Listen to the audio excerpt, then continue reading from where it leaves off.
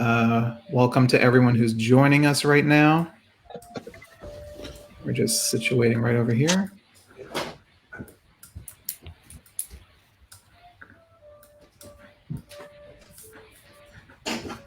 Oh, you can see my yoga mat on the floor. Okay. All right. Well, welcome, everybody. Welcome. Hello, my name is Savas. I'm the founder of Film.Music.Media. Welcome to Composer of Many Talents, handling multiple roles on a project. This is night 2 of 3 of the Film.Music.Media Symposium panel series. So let's jump into it. Let's meet our featured guests. So first up, he just finished working on the score for the latest season of NBC's Zoe's Extraordinary Playlist. Please welcome composer Bo Body. Next, he scored Sister of the Groom, a film starring Alicia Silverstone, and is currently composing music for Hudson Falls, a TV pilot starring Richard Kind and Jessica Hecht. Please welcome composer Jay Lifton. And next up, after touring the U.S. as a guitar player and singer-songwriter, he has now written music for a dozen television shows, including Cold Justice and Netflix's Sugar Rush and its spin-offs. Please welcome composer Robert Tateris. Hello. Hey, Robert. Next, representing Pollen Music Group, a music and sound design collective led by several of California's top composers, songwriters, and audio visionaries, we have their co-founder and creative director with us. Please welcome composer and sound supervisor, Scott Stafford. How you doing, Scott? And last but not least, she has scored a number of films and TV series, including Hulu's Endlings, the feature film Astronaut, starring Richard Dreyfuss, and Robert Eggers' The Lighthouse, fantastic film starring Robert Pattinson and Willem Dafoe. Please welcome award-winning composer Virginia Kilvertis. How you doing, everybody? Thanks for joining us tonight. This is going to be great. I just want to clarify, I didn't score The Lighthouse. That was Mark Corbin. I don't want to take any undue credit. I did the orchestration for that one. Sorry. So I don't anger anyone. I was in reading mode. Sorry. No So yeah, let's start off with a question for everyone. So let's go around the panel here and hear from everyone. What are some different roles that, since this is about composers with many talent, what are some roles that you've held for the score or sound of a project, and how do they influence your success as a composer? Let's start with Virginia. Yeah, so I've had many roles. I think when I was first starting out, I did some sound design and some Foley for a few films. Then I did some music editing. I've done a lot of orchestration. I've even been asked to do some music supervising and licensing on some films. So kind of run the gamut as it goes. Yeah, a lot of many hats. Scott, let's jump to you. What are some of the different hats that you've had to wear? Yeah, similar story here. Sometimes people just come and they say, we need you to handle everything you hear. And I would say, I guess recently I had to figure out how to remote record Kate Winslet in her home during COVID. So that was something that had nothing to do with music, that's interesting. Was not something I was sort of expecting would be my life, but it was, and it was interesting. Okay, Robert, tell us some of the many hats you've worn. My first TV show, I had to actually music edit, which it was that's a real job for real music editors, and it was a mistake to have me do it, but I did it. Gosh, I feel like being an instrumentalist in some ways as well as being a composer, because you hold yourself to such a high standard, that is sort of a second job. Instead of just hiring somebody to play guitar, I play it, but that makes it worse in some ways because it's so exacting how I want it to be. And I throw guitar into everything, including like EDM projects and stuff, like even if it doesn't sound like guitar, it is. So in some ways that's like a second job. Yeah, absolutely. Jay, tell us about some of the stuff you've been doing. I mean, in the early days, I used to do stuff like music direct musicals or work with vocal groups, work as an accompanist, a copyist. In New York, did a lot of commercial work early on. And I think all of that kind of, you just start to be able to play a lot of positions, and it's really helpful in being able to kind of switch hit a little bit. Yeah, absolutely. And Bo, how about yourself? I think the biggest role I have played, other than being the composer, has always been as a mixer and then an engineer, because I had a career doing that for, a good 12 or 13 years before I started composing. So, and then also like session work, like playing guitar or bass or keyboards, piano, arranging, whatever needs to get done, basically. Right, absolutely. Virginia, I want to talk to you about for Astronaut. Mm-hmm. So Astronaut was recorded with a live orchestra and ensemble, whereas your score for Hulu's Endlings was more electronic based. How does your process differ based on working with electronics and or full orchestra?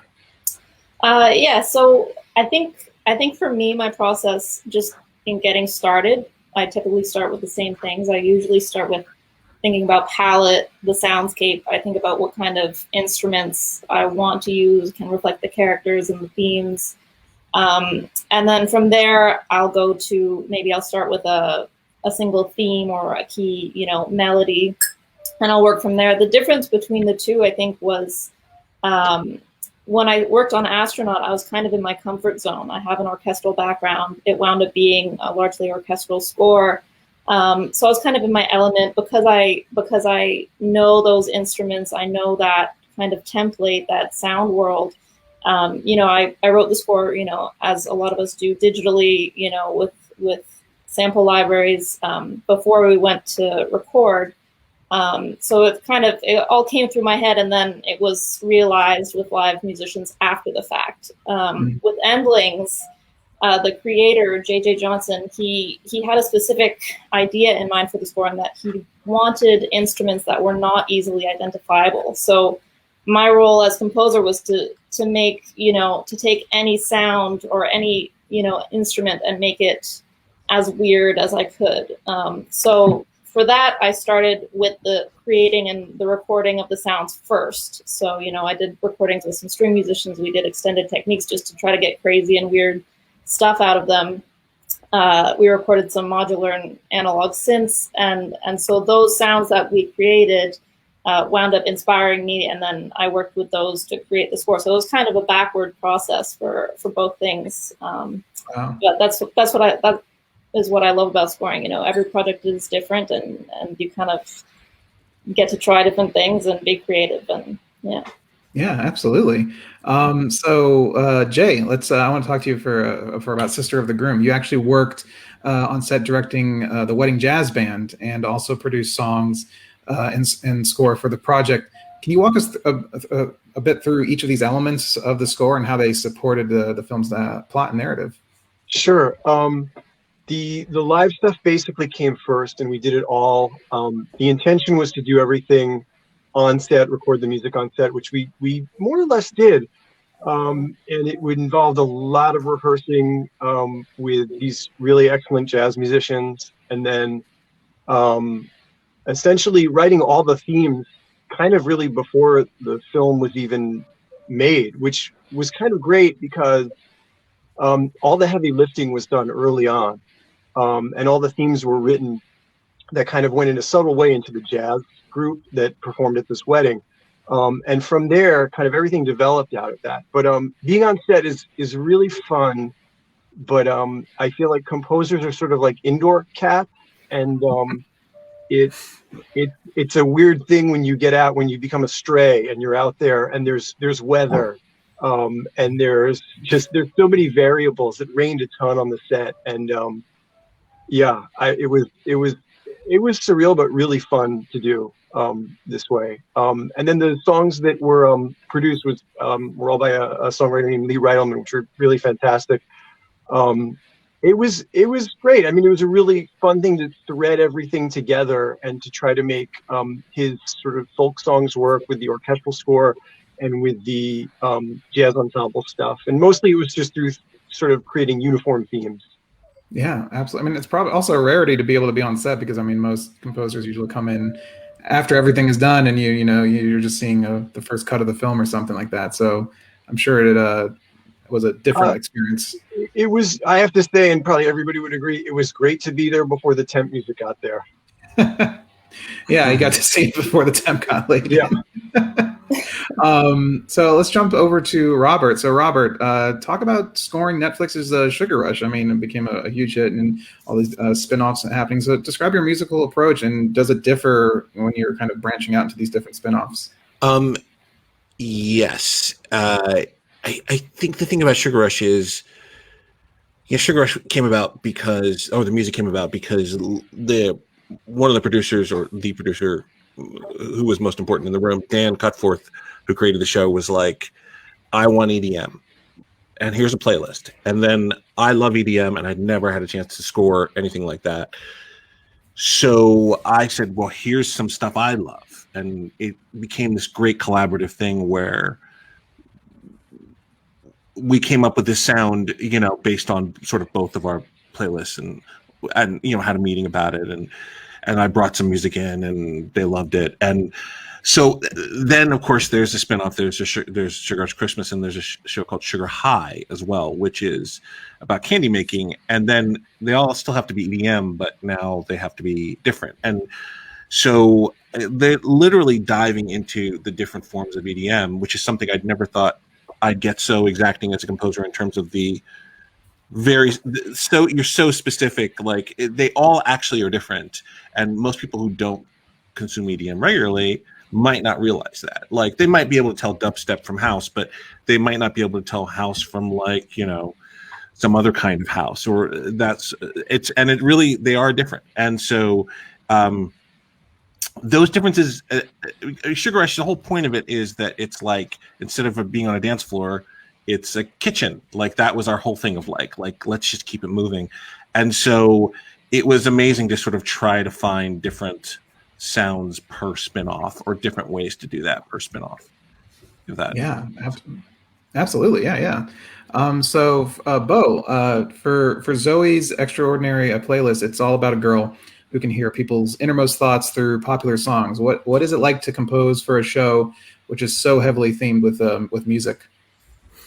Well, because the songs and the arrangements and styles can change so often from episode to episode, the score has to be, or is consistently stylistic, and that's how we sort of differentiate them. And it also, and it's a score is a lot more subtle, just underscoring action and, emotion and that kind of thing. And that's how the showrunner likes it. And, we've been keeping a very sort of consistent palette. Yeah. I mean, do you find it tricky navigating everything else that's kind of already there? Not really. They tend to be pretty exclusive of each other. There are occasions where you might have to blend a cue in with the beginning or end of a song, but they're usually standalone items. Yeah, for sure. So Scott, I want to jump over to you. Can you tell us about the forming of Pollen Music Group and how your work as a collaborative collective enables your success when you're supporting projects? So the key is to find people that you can work with, and it comes with all the benefits and disadvantages of being in a band versus being a solo artist. It's like there's times you want to be one and not the other, and vice versa. But we cut our teeth back 11 years ago on commercials, and I was always a film composer. I had composed the score to one of the feature shorts called Presto that came out of Pixar. And it was this thing where I was sort of prepared for the phone to start ringing, and it never did. And so the idea was like, well, let's find strength in numbers and create this sort of group that can go out and find the gigs that we then hire ourselves to do. And then as I got more and more back into just pure film scoring, there were things that just worked really beautifully about having a group. And so the idea is, on any given project, we can approach it like we did for Trash Truck on Netflix, where it was very much a collective. We had a music director on most of the episodes, and I was music director on most of them, but we had multiple composers. So the challenge was you had all this talent, but how do you make it sound like a unified score? And so that was something we did, and we had to figure out, and it was actually really fun. And then there are other projects where, you know, we kind of do our own thing, and the others kind of take a back seat, or we get into a supportive role. So like a marriage, or like being in a behind the music special from the 90s, I just dated myself. There are all kinds of cool things that happen from that, and then you can kind of use your imagination for the rest. But I don't know, we've been ticking for 11 years, so something's working. No, it's all, I mean, I think, you know, it's such a collaborative process anyways. So I think just embracing it is such a fantastic thing. So this is going to be for everyone. We'll just kind of go around and I'm interested in, I always like to ask composers kind of, where does the first note come from? How do you get in the right mindset for a project? And, you know, when you're in your composing, writing brain, do you have a process to get into writing mood, and where do you look for that first note? And we can start with Bo. Oh, okay. Well, obviously, you first thing you do is you talk to, you know, the showrunner or director, whoever's involved, and sort of get a general idea about what they might be looking for. And then, I don't know, for me, it's just about like, I think picture really informs everything. You know, once you have that picture in front of you and you can see what's happening, and you can start to throw stuff at it and see what works, you know, and then, you know, of course, keeping in mind all the sort of bullet points you may have gone over with your creative collaborators. But then I think the most important thing is to just kind of churn and develop a lot of ideas, and hopefully something works. But if it doesn't, you know, then you're just building and building and building and refining until you get somewhere. Yeah, absolutely. Jay, what's your starting process? It's usually to just, if I can get to things in the script phase, just read the script a lot and just kind of get my subconscious mind working on it. And the ideas usually come, as they always do, usually when I'm like washing dishes or in the shower. And then, I mean, we're lucky we have cell phones. You can just kind of sing a quick idea immediately and get some things down. But honestly, most of the thematic work that happens, I'll be on the subway, just singing into the little mic on my phone, hoping nobody's looking at me. It's probably the least weird thing that people are seeing on the subway in New York. Especially now. I don't know if you've ridden it recently, but yeah, post-pandemic, right. Everybody's composing on the subway. Yeah, it's usually that, and then just kind of, it's usually an effort to get to the director and get the director and the editor's ear early on, I think, and get themes into their heads early on. And usually I'll write like sort of a longer piece, like a little suite or like an overture, and pull all the themes out of that. But usually I try to get that in front of the director as sort of, this is the sound of the film. What do you think of this? And then hopefully that becomes essentially the temp music. And then you're not really, you're kind of collaborating in the process as opposed to comparing all the time. Absolutely. Robert, how about yourself? They're all different. Cold Justice was, I read about it in the trades, and I knew someone that worked at the company, the music, the supervisor, who I was like, but I read what the breakdown of the show was, and I said, I know what this show sounds like. Like, I know exactly what it sounds like.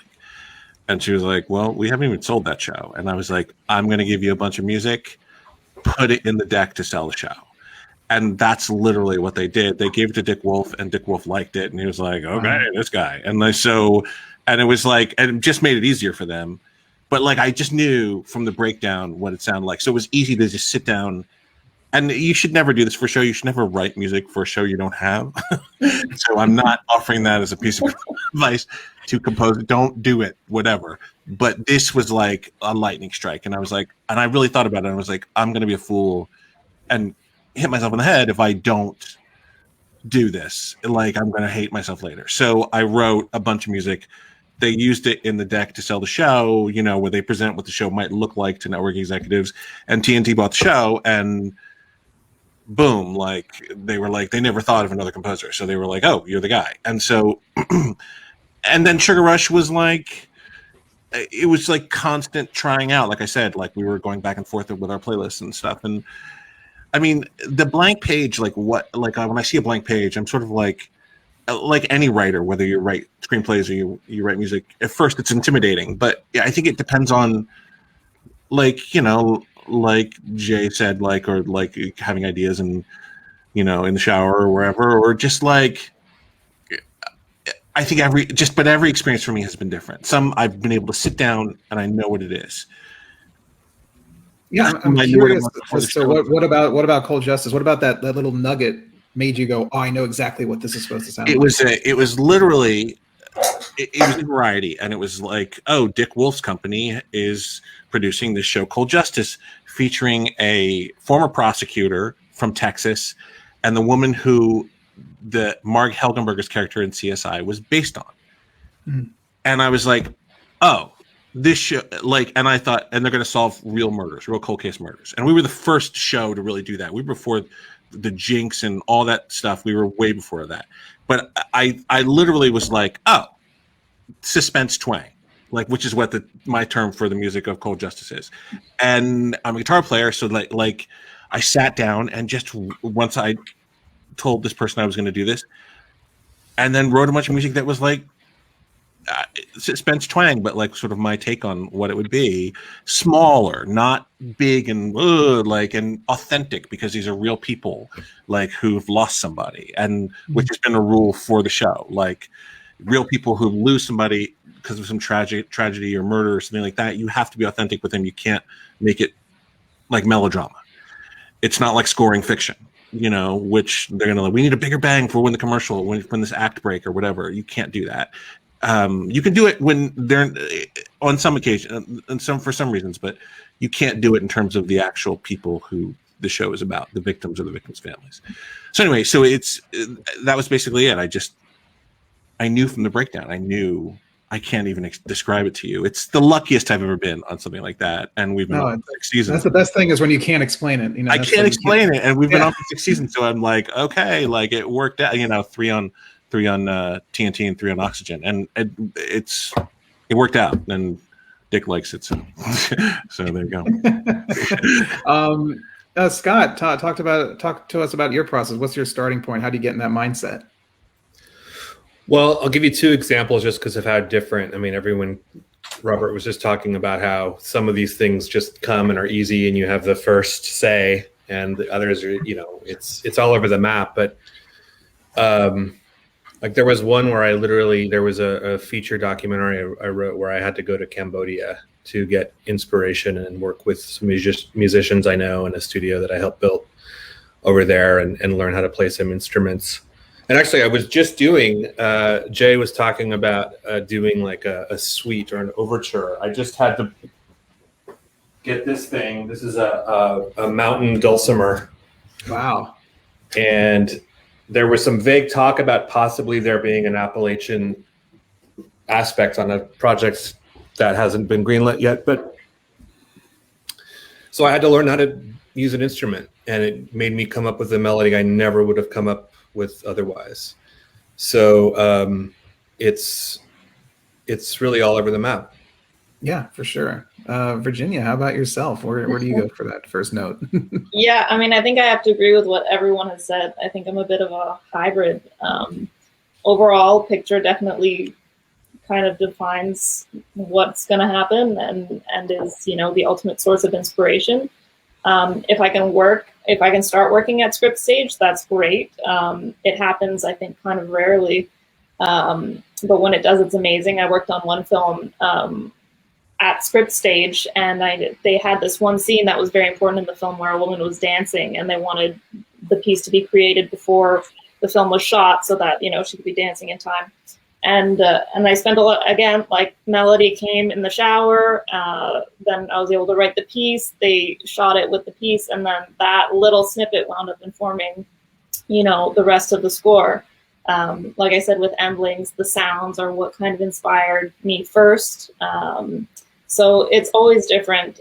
What Scott said about, learning to play an instrument, I knew that for Endlings, I really wanted to use some electric guitar and some EBow to get that gritty sound. I'm not a guitarist, I'm a classical pianist. But I knew that, with the pace of TV, and I think it was Robert who said, wanting that control and perfection over what you record, I, taught myself some guitar, and that wound up being a key sound in the show. So kind of you do whatever needs to get done to get that sound that you're really striving for and after. Yeah, absolutely. And I always love asking that question because I mean, I know it's different from everybody and different per project, and of course different per person.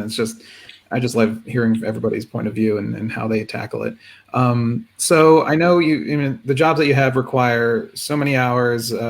You're juggling so many different things. You also have to be business, savvy with business and everything, and legal things and all this stuff. So you're juggling a lot of admin and kind of stuff in your head, and you're also serving somebody else's vision most of the time when you're working with a filmmaker or a director or producer or something. But I'm curious about, of your professions, what about your job is the most fulfilling to you personally? What do you love doing about what you do, and what keeps you coming back to this, and what brought you to it in the first place? What is, I guess, the most passionate and fulfilling thing creatively for you? So I'd love to start with Jay. I think there's not much paperwork to do.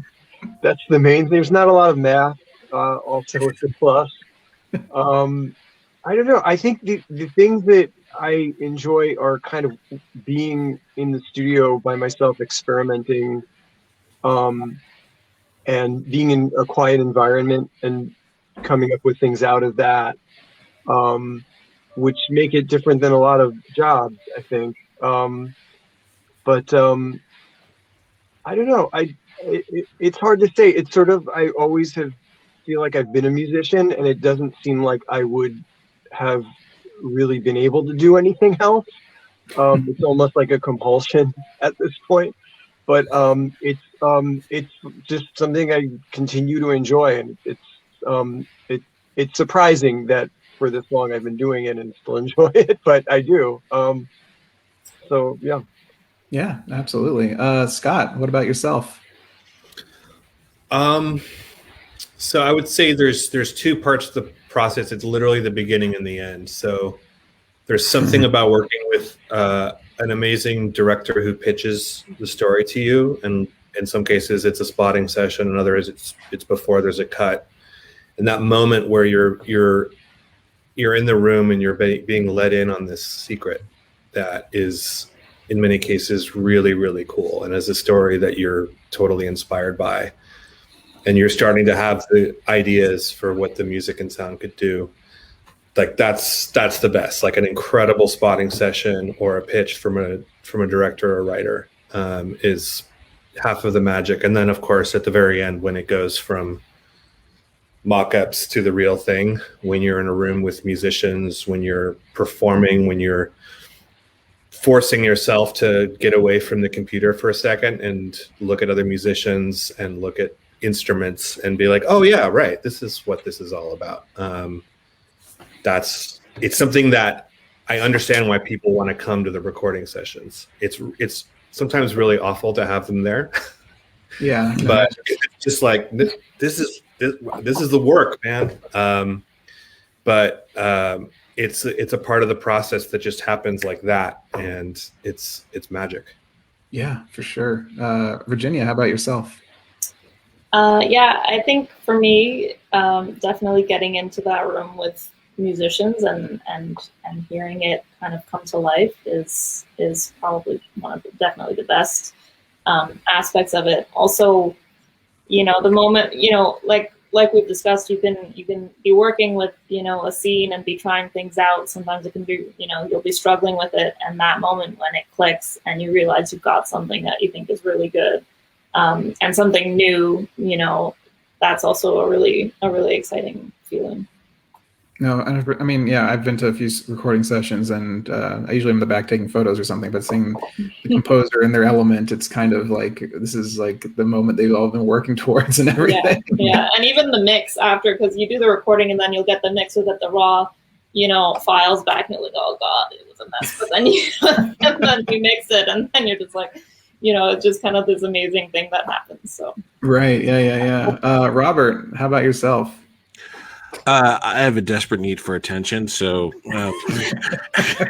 anything that brings me that. I love this job, and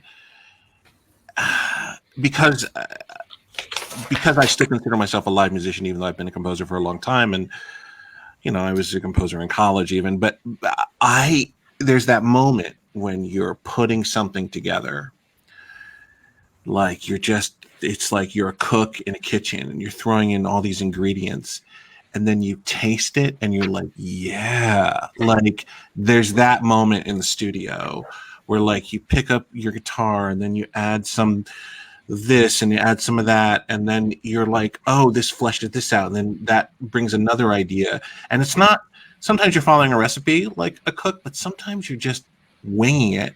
And sometimes it's terrible. Like you taste something, you're like, this is awful. No person should taste this. And I'm sure every composer has that thing of like, this is awful. No person should ever hear this ever.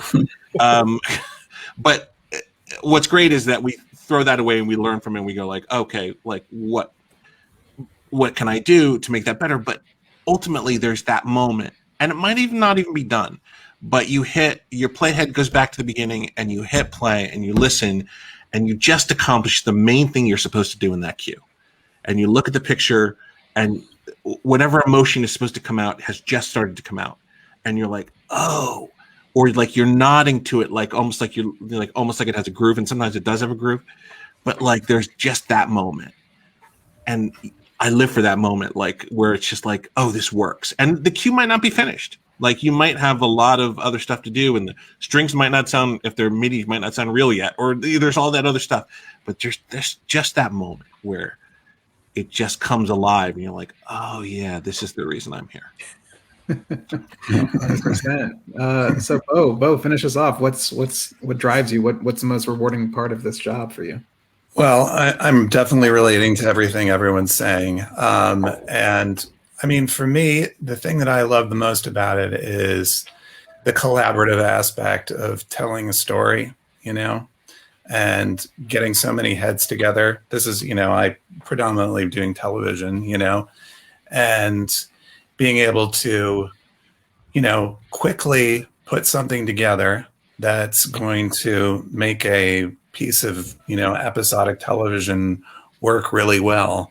And, seeing that everyone's happy and that I've contributed something that's going to elevate the narrative and the vision of the writer, the director, the showrunner, whomever it is. And of course, it's nice when I feel like I'm nailing it and I get that feedback back that I actually am nailing it, because as many times as that happens, most of the time there's always going to be like you might find that you're not on the same page, or that you're not getting it right, and figuring out the puzzle for how to make everything work together with the personalities and the narrative of the show or the movie or whatever it is where I really like getting into that groove and being able to sort of handle that situation. Yeah, 100%. Yeah.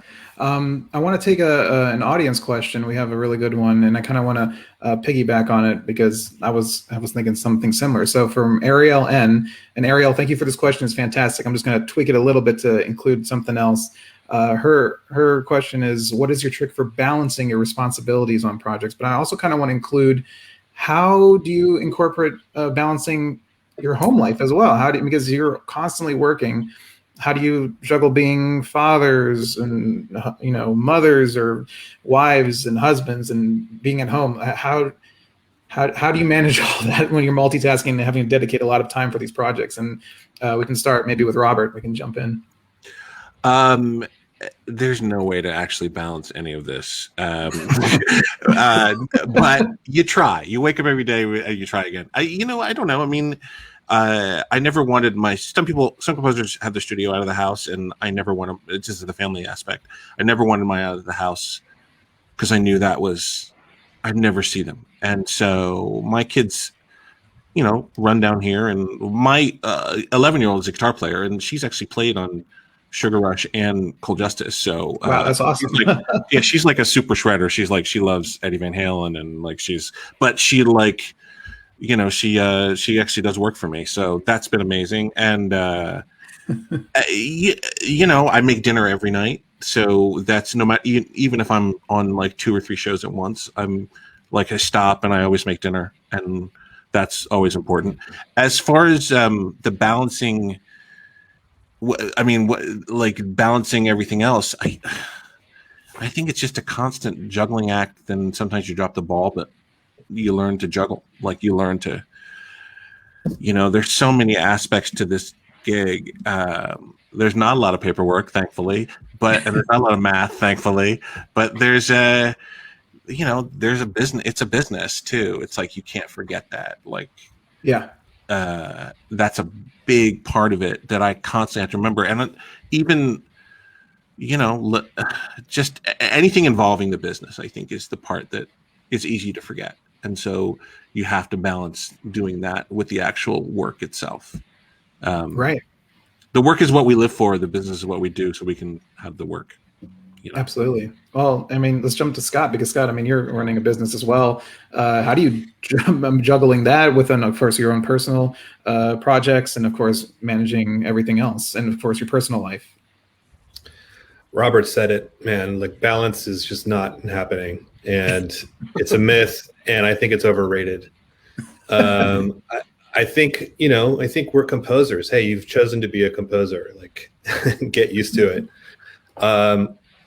Been making dinner again, like for the family, and I think like a lot of composers, I'm naturally introverted, and I'm a lot more introverted than I realized pre-COVID. But it's been a blessing in disguise, and so I'm kind of having to improvise where I'm making music, and every room inspires a different piece of music. So it's been kind of like a little sort of game in that way. I was like, well, where am I going to compose this one? And I guess I'll go to the living room. And right now my kids are practicing trombone and trumpet. I'm hoping there's not too much bleed of that into this conversation, but it's interesting. In terms of balancing business and art, again, don't try. Like, you have to carve out time to do one or the other, and try to not do both at the same time. Yeah. So basically, you have to separate them, essentially. Yeah, and like the quickest way, the beautiful thing about being an instrumentalist is that you can instantly detach from the world and get lost in an instrument in the way that you cannot almost any other way. So that's kind of my instant, like, snap out of watching election and watching everything and worrying about business. And God, I think another thing to know is that, like, there's a certain day out of the week where I feel like, okay, Monday and Tuesday were all about business, and I really didn't get to music until Wednesday. I don't mean that literally, but it's kind of like how it feels. And there have been times where it's been like Thursday or Friday afternoon, and just don't let that happen. Like, you have to carve out time in the same way that you meditate and achieve wellness in any other way. It's something that it's a constant struggle. So you have to make the time, and you have to force yourself to do it. Yeah, 100%. Bo, let's jump to you. How are you juggling everything and managing everything? I agree once again with what everyone's saying. I think that over time, I've kind of learned to know, you start to know when you're going to be at your most creative. You kind of know what times of day you're going to be able to get the most quality work done. And, you do this for long enough, you kind of develop it. It's a skill that you develop, and you can, to some degree, you can turn it on and off.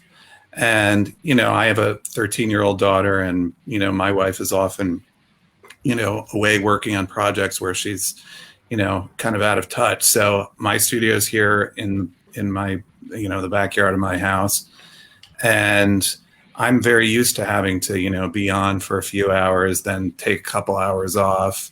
And I just kind of have developed certain muscles for organizing my time and recognizing that, well, if I have 45 minutes, I can actually get something done pretty quickly if I discipline myself to take that 45 minutes. And just, having done that for so many years now, I kind of, of course there are exceptions. You're gonna be on a project, or you're gonna be on multiple projects, and you're gonna have to, go back into the studio at 7:30 or 8 o'clock at night and work for a few hours, or wake up early, or whatever it is. But it's just about, being disciplined and, taking advantage of every moment that you have. Right. Yeah, I can imagine. Virginia, how about yourself? How are you juggling everything and managing your personal life and business and all that? Yeah, again, agree with what everyone has said. I think it's something that takes time. Like, it takes definitely a few years to kind of figure it out. I think you find ways to streamline your process. I know, after working season 1 of a show, you find out what goes wrong. You fix it in between, in that space between season 1 and season 2, you streamline your process, your template. And I agree a lot with kind of realizing what times of day you're most productive and making use of that. Like, I know I work very well in the morning, and then when it gets closer to the evening, if I have to, I can do it. But I would prefer to pump it out, earlier in the day, and then that will leave time, for family life and a more normal, work-life balance, kind of as normal as it can get in this profession. Would you say that it became less stressful as you kind of got, more years that you've been doing it? Has it been, even it takes time? Do you think it's been less stressful? Sure. Yeah, I think for sure. I think also, I know when I was younger, I mean, I still am, very single-minded and impatient and, driven. And as you get older, you start, family, you start having kids, you start, family becomes important, and all of a sudden you need to delegate time to those things. Whereas when you're young, you can kind of just go all in it. And so for sure, I think I've gotten better over the years at finding that balance. And sometimes it took, becoming really overworked and starting to get burned out, and you can get sick, and it can have a physical toll, and realizing, what changes you need to make in order to still be productive and enjoy, your work and love what you're doing, and also, not ruin any of your personal relationships. So yeah, you definitely get it. I think it definitely gets better, the more you do it. Jay, finish us off. What are some things that you do to balance everything? Post-pandemic or during pandemic, I guess. Let's pretend pre-pandemic when life was normal and things were maybe a little bit more. Yeah. Pre and hopefully post-pandemic. I think my wife is also creative. She is in voiceover, and essentially we kind of trade off who's going to be in the studio, whoever's on a project at that point. And we have 2 kids.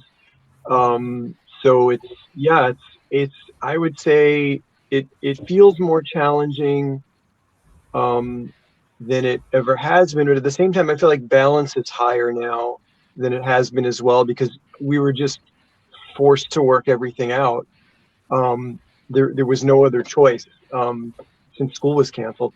But yeah, in the no pandemic world, I guess I think the key is I saw a jazz musician, Sam Rivers, many years ago, and he said he tries to write one piece of music every day, even if it's that he doesn't even really quality check in a way. And the act of kind of forcing yourself to make decisions, you can sort of trust your natural talents to get through it and revise it later. But I think the key is not to just dwell on things so much. Going with your gut instinct, I think, is the idea. Yeah, with that, right? Because usually your first or second idea is the correct one. And if you can just kind of just keep rowing and keep going, you you'll get there, as opposed to getting too introspective and too wrapped up in your own mind or anxieties. That's a big, wondering if you still can compose at every job. So yeah, I think just keep going is really the thing. Yeah, 100%. I would also like to add, I think it actually helps, like taking those breaks, like needing to make dinner, for the family. It forces you to step away, and that can give you the time that it needs to actually like come back and you hear it a different way. Like I think everyone, or a lot of composers, agree that when you go to bed and then you wake up in the morning, you listen to something you wrote the day before, you can interpret it. It sounds very different than it could if you're in the hole writing it for 10 hours. Right. So I would argue that having being forced to kind of make that balance can actually help the process, even though it can be stressful at times, for sure. No, 100%. Yeah. I do want to, we're coming down to wrap things up a little bit, but I have one more great audience question that I think really fits into this idea of wearing multiple hats. And I've asked this to composers in the past, and I always love the answers here. So this is something for just a little fun. This is from Sam F. Sam, thank you for this question. If you could hold any non-audio related job on a film, TV, or show, you guys are all filmmakers and storytellers in my eyes. So, if you could just swap places with somebody for a second, whether it's a writer, or cinematographer, or stuntman, I don't know, what would you want to take a crack at? What would be and you feel free to jump in. Whoever has an answer, jump in. The writer, the TV or screenwriter. I mean, I feel like it's the same job. I feel like it's the same job in a lot of ways. Like, I mean, obviously there's the property's written when you get it as a composer, but you're actually creating another character for the show, or for the movie. You're creating something else that people, like a conduit, which people relate to the show through what you're doing, the emotional content, and it's such a unique job, and the only thing that comes close, I think, is writing. Actually being the writer, where you come up with the thing. And if you ever write for reality television, you're writing like a lot of times with no picture, because they're editing all the time. So they just want you to create a library of emotions. So in that way, you're actually really creating something that in some ways can be more creative than when you're writing the picture and you're constrained by the picture. And sometimes they're like, oh, what you did musically, I want to now adjust the picture. And you never hear that in scripted, ever. Like unless you're maybe Hans or something, but it's just really, really rare. And so I feel like when you're a writer, it's the only time when you're doing so much creative work. So yes, that's my answer. Or stuntman, but that's... That was John Powell's answer. John Powell said stuntman.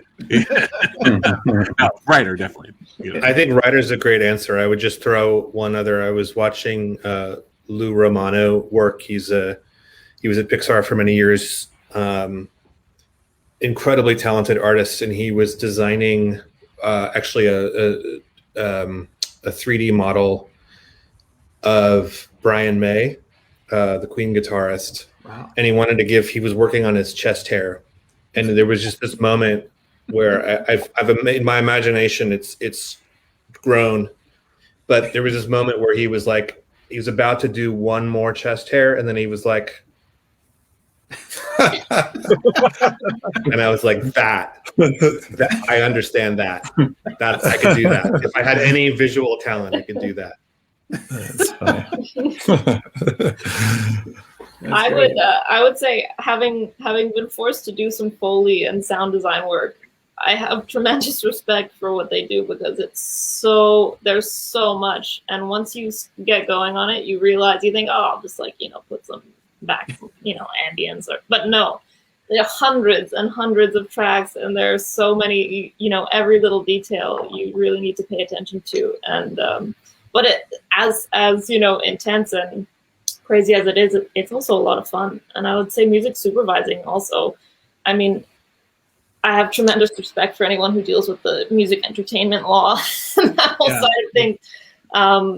But I have to say, I really enjoyed, finding artists and putting a song to a scene, and it's like another version of scoring. It can add a whole other level to a show or to a film. 100%. Bo, Jay, anything? I think I would write and direct my own films. Is this like an unlimited budget fantasy?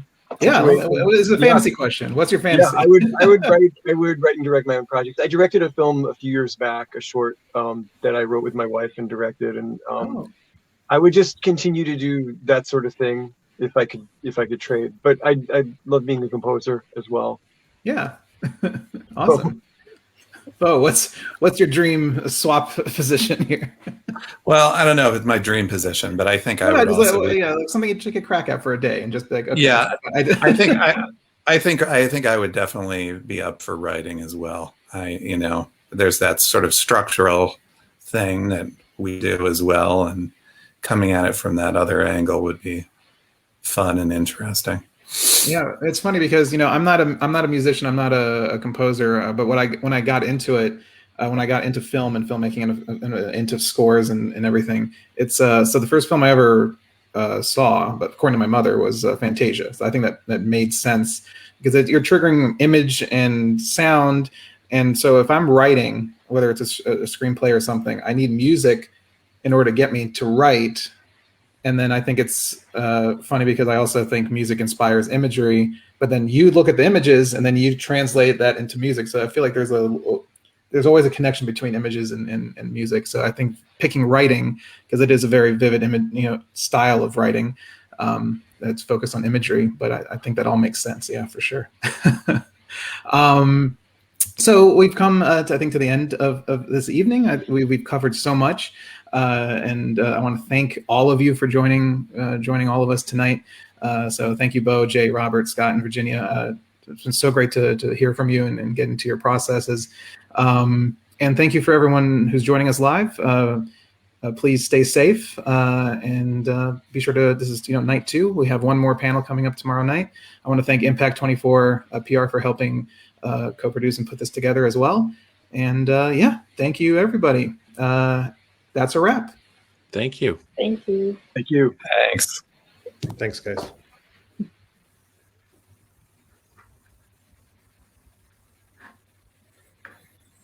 Awesome. Great work.